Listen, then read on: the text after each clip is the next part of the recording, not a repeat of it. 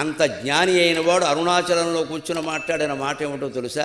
భగవంతునికి శరణాగతి చెందిన వాడి ప్రాక్తన కర్మ ఫలములు వానికి అనుకూలముగానే ఉండును కానీ ప్రతికూలముగా ఉండవు అన్నాడు ఆయన. ఎంత గొప్ప మాటో చూడండి.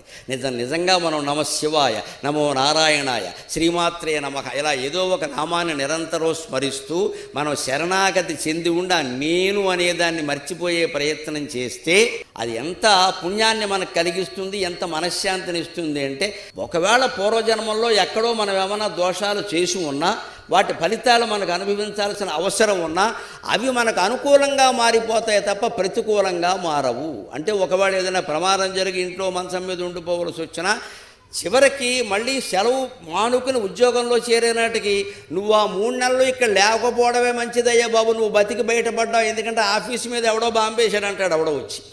ఆ బాంబేసిన సమయంలో మనం కాలు విరిగిపోయి ఇంట్లో ఉండముందే మనకి